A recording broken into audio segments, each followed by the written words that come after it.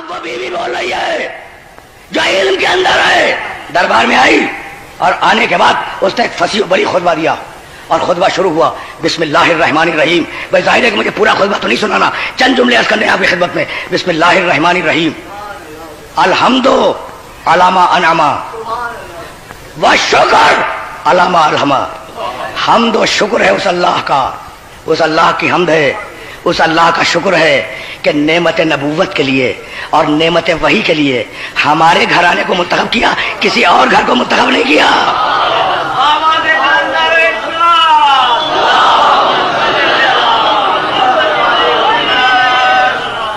Situation ذہن میں ہے. باغ کا مقدمہ دربار میں لے کے آئی ہے بیوی اور خطبہ دے رہی ہے کہ حمد اس خدا کی جس نے نعمت وحی کے لیے اور نعمت ہدایت کے لیے ہمارے گھر کو منتخب کیا، کسی اور گھر کو منتخب نہیں کیا. یہ کہہ کے پیغمبر کے فضائل بیان کیے. پیغمبر کے فضائل بیان کرنے کے بعد ہدایت کے شرائط بیان کیے. ہدایت کے شرائط بیان کرنے کے بعد دستور و قانون کی بنیادیں رکھی. دستور و قانون کی بنیادیں رکھنے کے بعد قرآن کے فضائل بیان کیے. قرآن کے فضائل بیان کرنے کے بعد جاہلیت کے حالات بیان کیے کہ تم ایسے تھے، تم ایسے تھے، تم ایسے تھے. میرے باپ نے آگے بدل دیا. تم اونٹنی کا پیشاب پینے والے، تم اونٹنی کی مینگنی کھانے والے.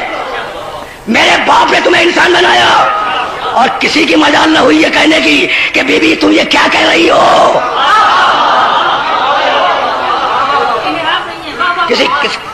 کسی کی مجال نہ ہوئی ٹوکنے کی کہ بی بی تم یہ کیا کہہ رہی ہو. محمد مصطفیٰ کے فضائل بیان کیے. محمد مصطفیٰ کے فضائل بیان کرنے کے بعد ایک مرتبہ شہزادی نے جنگوں کے حالات بیان کیے اور علی کے فضائل بیان کیے. اور علی کے فضائل بیان کرنے کے بعد فلسفہ تشریع اسلامی پہ گفتگو کی کہ حج کیوں، نماز کیوں، روزہ کیوں، زکوٰۃ کیوں. اور بیان کرنے کے بعد 7 آیتیں وراثت کی پڑھی. اب آواز دی بھائی ٹھنڈے دل سے سنے. فجعل اللہ لکم الایمان تطہیرا لکم من الشرک. بی بی بول رہی ہے اور بھرا ہوا دربار ہے.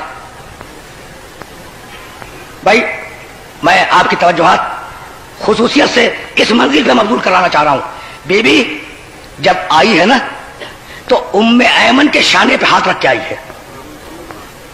ام ایمن کون ہے؟ کنیز. اچھا کس کی کنیز؟ رسول کی کنیز. رسول کے انتقال کے بعد وراثت میں شہزادی کو ملی ہے. اس جملے کو ذہن میں محفوظ رکھیے گا. ام ایمن رسول اسلام کی کنیز ہے. رسول اسلام کے انتقال کے بعد وراثت میں شہزادی کو منتقل ہوئی. تو ام ایمن کے کندھے پہ ہاتھ رکھ کے آئی اور خطبہ دیا فجعل اللہ لکم الایمان تطہیرا لکم من الشرک. اللہ نے ایمان کو تم پر اس لیے واجب کیا کہ تمہارے دلوں کو شرک سے طاہر کر دے. والصلاۃ تنزیہا لکم عن الکبر. اور نماز کو اس لیے واجب کیا کہ تمہارے دماغوں سے تکبر کی ہوا نکل جائے.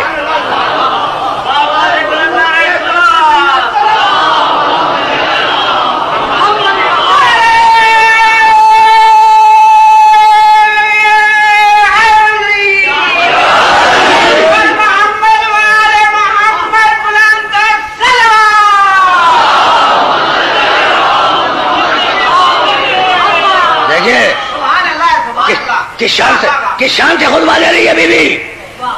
والصلاۃ تطہیرا عن الکبر.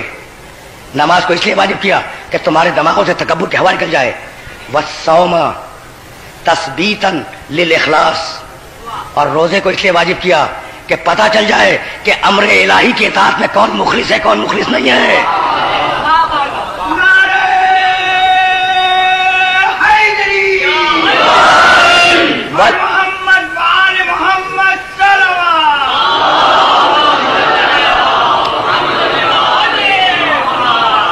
والصيام تثبيتا للاخلاص. اخلاص کو جانچنے کے لیے روزے کو واجب کیا. والزکاۃ تزکیۃ للنفس والنماء فی الرزق.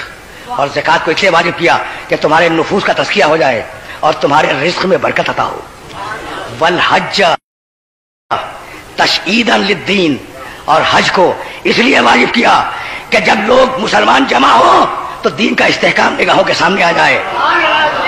شہزادی بول رہی ہے والعدل تنسیقا للقلوب. اور عدل کو اس لیے لازم کیا معاشرے میں کہ دلوں میں محبتیں پیدا ہو جائیں. اگر کہیں نفرتیں نظر آئے سمجھو کہ معاشرے میں عدل نہیں ہے.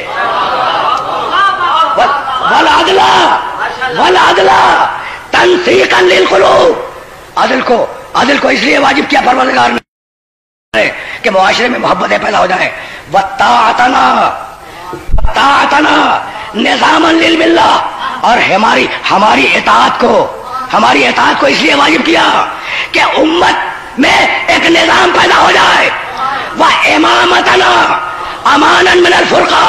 اور ہماری امامت کو اس لیے واجب کیا کہ تمہارے اختلافات ختم ہو جائیں. بھائی اس جملے پر رک رہا ہوں میں.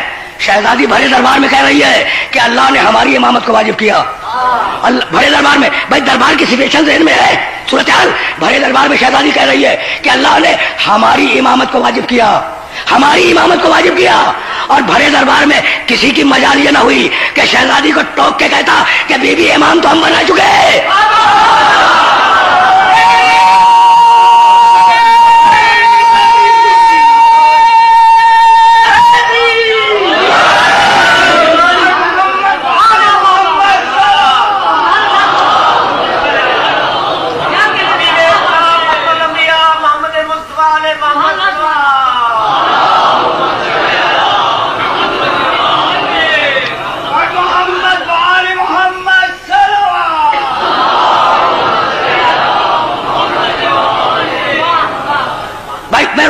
روک کے جملہ کرنا چاہتا ہوں.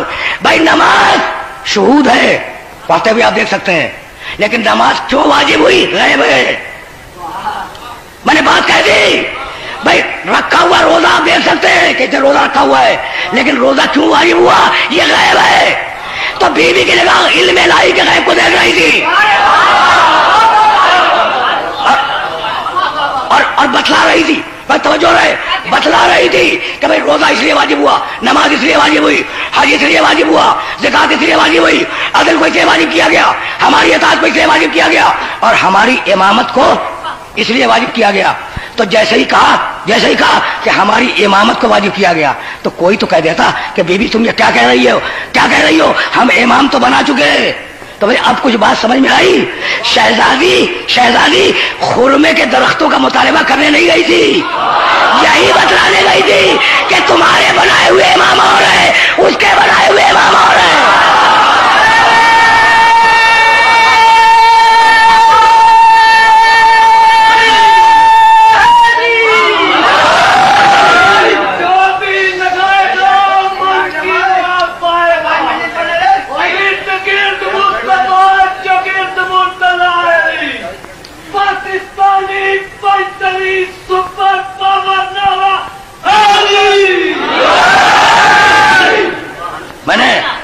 میں نے اپنے محترم سننے والوں کو بہت زحمت دی، لیکن بات کو آگے لے جانا ہے.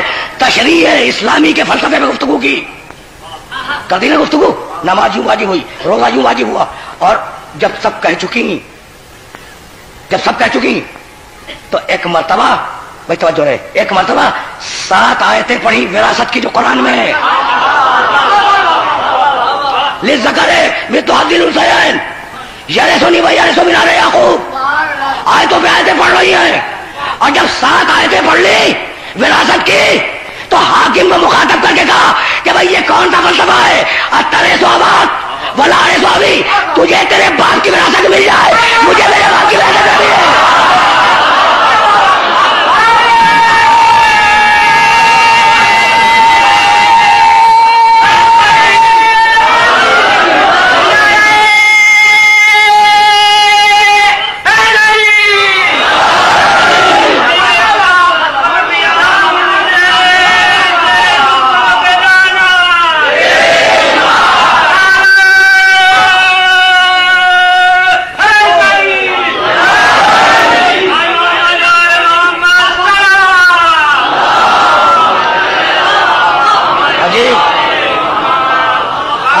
عجیب مرحلے میں گئے. اترے سوابات، تجھے تیرے باپ کی میراث مل جائے اور مجھے میرے باپ کی میراث نہ ملے. حکومت نے کہا کہ بی بی ہم کیا کریں، آپ ہی کے باپ کی روایت ہے، مشہور ہے نا، روایت بہت مشہور ہے کہ نحنو معاشر الانبیاء ला नरिस वला नूरिस, हम नबी लोग, कहीं जाना है ठंडे दिल से सुनते जाइएगा, हम नबी लोग गरोह अंबिया, ला नरिसो, न किसी से विरासत लेते हैं, वला नूरिस, न किसी को विरासत देते हैं। मा तरकना हो सदका, जो हम छोड़ के जाते हैं, तरका मा तरकना हो सदका, जो हम छोड़ के जाते हैं वो सदका होता है। तो हम नबी लोग क्या करते हैं, न किसी से विरासत लेते हैं न किसी को विरासत देते हैं, जो छोड़े अपने घर में वो सदका है। अब क्या कीजिएगा इस बात को कि बीवी पहले ही आयत पढ़ चुकी थी, वरेसा सुलेमानो दाऊदा, बीवी पहले ही आयत पढ़ चुकी थी, सुलेमान ने दाऊद से विरासत ली, सुलेमान भी नबी, दाऊद भी नबी। तो खुरमे के दरख्तों का मुतालबा करने नहीं गई थी, पूछने गई थी कि पूरे कुरान पे एतमाद है या आधे कुरान पे एतमाद है।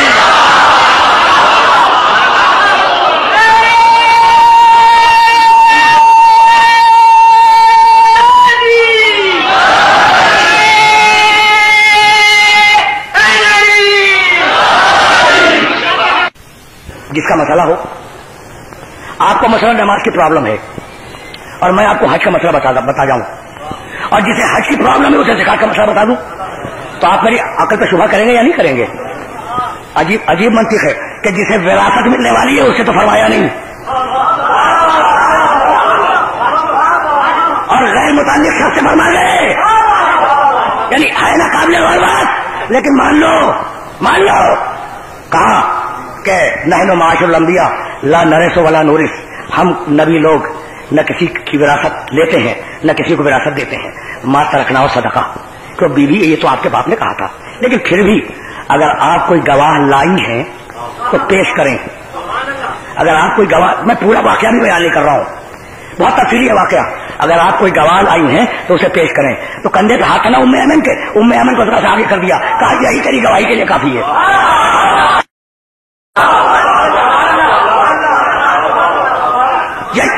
यही तेरी गवाही के लिए काफी है। कहा कनीज की गवाही कबूल नहीं है, भाई तवज्जो रहे, कहा कनीज की गवाही कबूल नहीं है, कहा मैं बहसियत कनीज के प्रेम भी नहीं कर रही हूँ, भाई ये कनीज है रसूल की और विरासत में मुझ तक आई है, तो अगर वो रिवायत सही होती तो मैं मेरे घर में होती।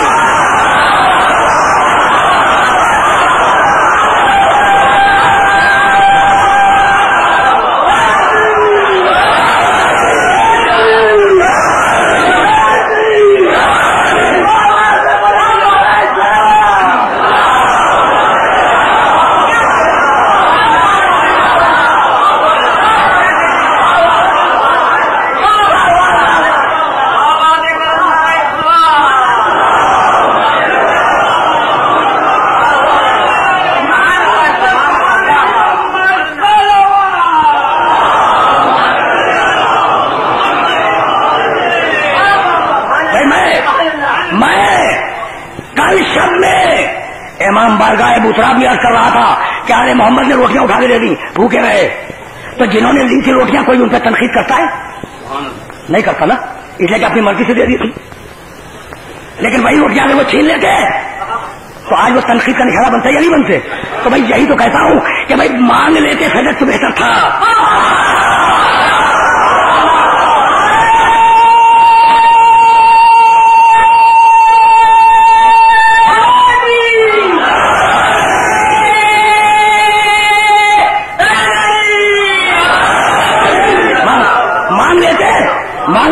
तो बेहतर था, इसलिए कि बीबी की निगाहों में खुरमे के चंद रास्तों की कोई अहमियत नहीं थी।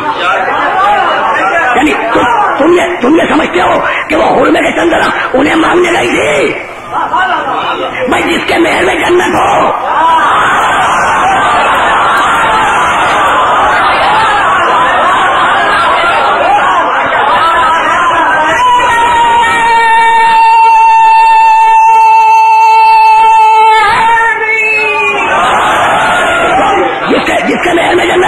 वो हुर्मे के तरफ मांगने जाएगी, खुदा की कसम नहीं।